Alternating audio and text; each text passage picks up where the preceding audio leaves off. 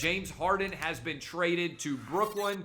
Pray for Steve Nash, who now has to deal with Kyrie Irving, James Harden, and Kevin Durant on this basketball team and somehow manage to get this triumvirate of stars to play together when there's only one basketball to share. The most challenging of that trio, I think beyond a shadow of a doubt, is Kyrie Irving. And if you want to know why the NBA's overall brand is tanking, I think it's because of people like Kyrie Irving. You can criticize LeBron James for a lot, and certainly I have. But he goes out and plays his hardest in the biggest games, and he's committed to trying to win championships.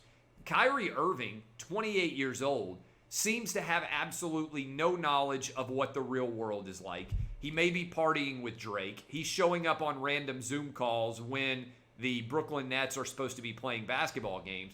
He doesn't seem very committed to the idea of being a basketball player. That's fine. Lots of people out there decide they don't want to make a living in their chosen profession, and they decide to move on somewhere else. Most of those people aren't making $40 million a year, however, to play a sport.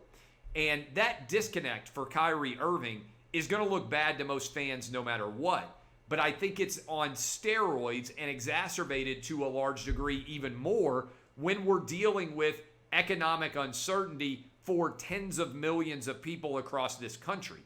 When you're not showing up for work, it's hard to get a lot of sympathy from anybody out there who either is showing up for work every day, making a lot of risks in the process and sacrifices, or doesn't even have a job. And yet Kyrie Irving, playing basketball for a living, theoretically cannot show up to play. This is why I think that Steve Nash is going to have a real challenge. Much of success in the NBA comes from being able to manage your talent. Steve Nash, we don't know if he can do it.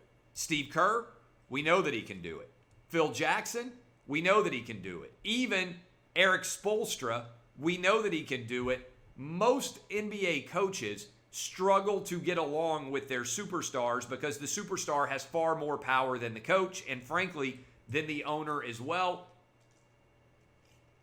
which is how a James Harden can suddenly decide to force himself out of Houston and demand that he be traded, show up, do a poor job, be out of shape, get traded to a better situation in Brooklyn, and be on a team now that is favored to win the Eastern Conference and advance to the NBA Finals. Now, Brooklyn gave up all of their draft picks in the future to mortgage their chance to win a championship over the next few years. We'll see whether this latest version of a superstar tandem is actually able to triumph, and we'll see whether Kyrie Irving can be persuaded to actually be willing to be a teammate.